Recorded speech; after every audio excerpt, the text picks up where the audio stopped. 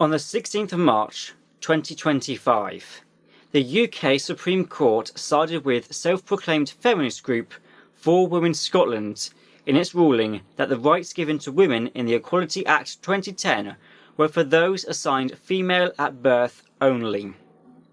In particular, single-sex spaces for women were designated for biologically female people only.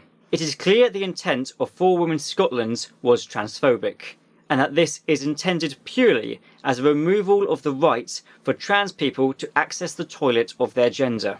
The group stated that it was common sense what a woman is, and that sex is an immutable biological state. The repetition of biological sex in the ruling shows that gender identity and gender presentation has no bearing over the decision. The UK Supreme Court wanted to specify this is not an attack on transgender individuals, nor a removal of their rights in the Equality Act. It is, of course, instead, a removal of trans women's rights to live as their own gender in a space away from men. Thank you to the judges for clarifying that obvious difference. The court also specified that, as per the Equality Act, transgender people are still protected from discrimination, direct or indirect, and harassment. This was an interesting thing to clarify in front of a trans-exclusionary radical feminist group whose accountant was charged with transphobic discriminations in tweets, but whose proceedings were discontinued. Also, J.K. Rowling supports them, and she still tweets whatever she wants to. Regardless of this clear hypocrisy and pretend trans allyship from the Supreme Court, this is a unanimous transphobic attack. This is a transphobic removal of rights to gendered toilets by changing the law to define it as biological sex. Heavily implied, it is specifically meaning that assigned at birth. This is due to a transphobic fear of men cross-dressing to rape women, and the strong belief that this law now makes biological females safe from sexual assault. However, as this can't be changed now, maybe we should really examine the ramifications of the destruction of gendered spaces to be replaced by those that are designated by assigned sex and assigned sex alone. Many questions have arisen from this. What are the long-term consequences for trans rights? Is this act against equality and democracy? Are lesbian spaces at risk of becoming the next target? But out of all of them, this video focuses on just this one. Are these transphobic feminists already so mentally damaged they have not realised they've just shot themselves several times in the fucking head? To whom it may concern, congratulations to the UK Supreme Court and the feminist group For Women Scotland for now making it legal for some men who may have short hair and beards and a deep voice to walk into a woman's bathroom, and making it illegal to ask them to leave. That's right. The law passed that says that biological sex designates which toilets to use has just made it easier for men to get into women's toilets. You dumb shits.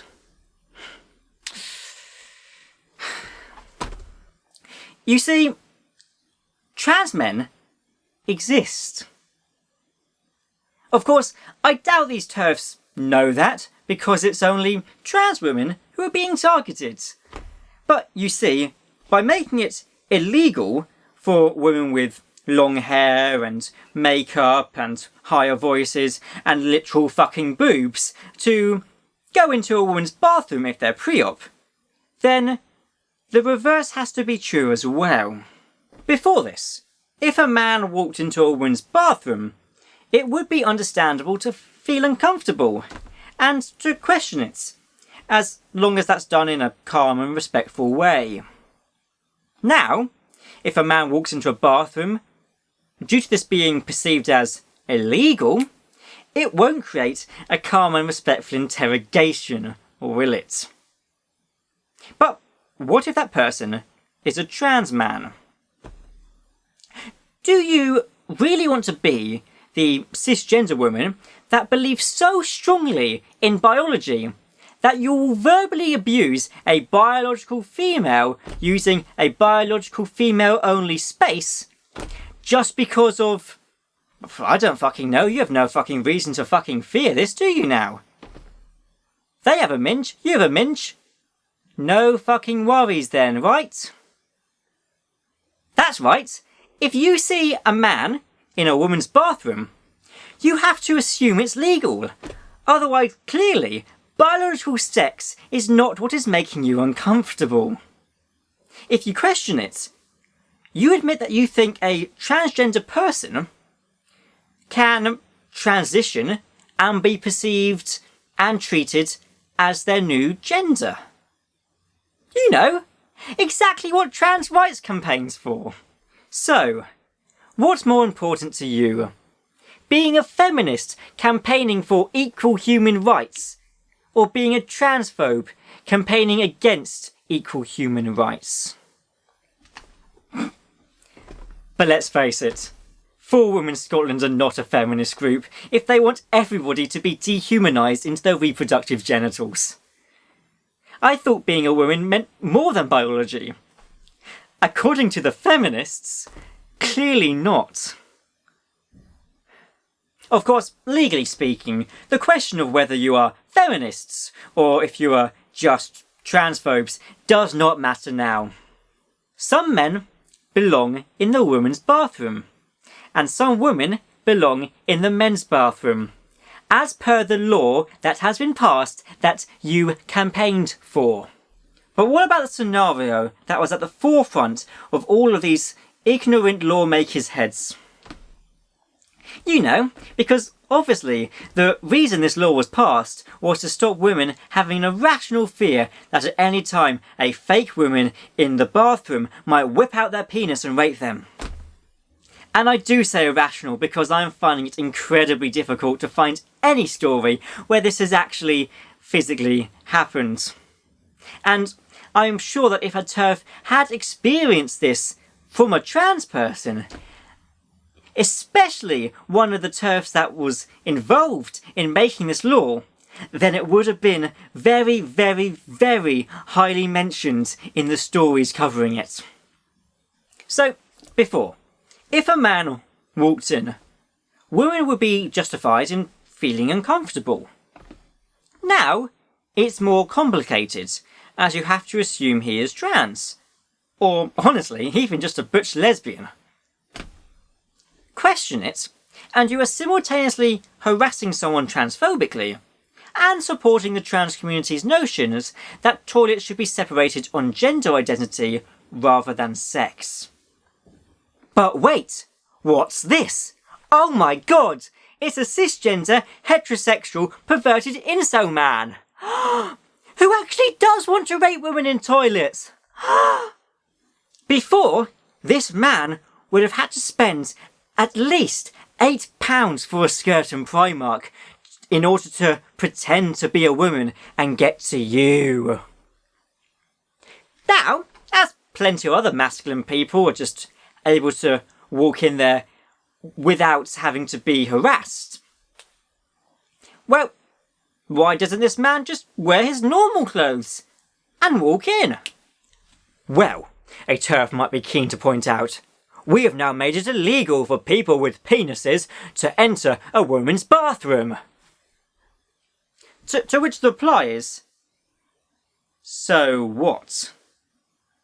Because, famously, and please, correct me if I'm wrong, rapists don't give a fuck about whether something is illegal.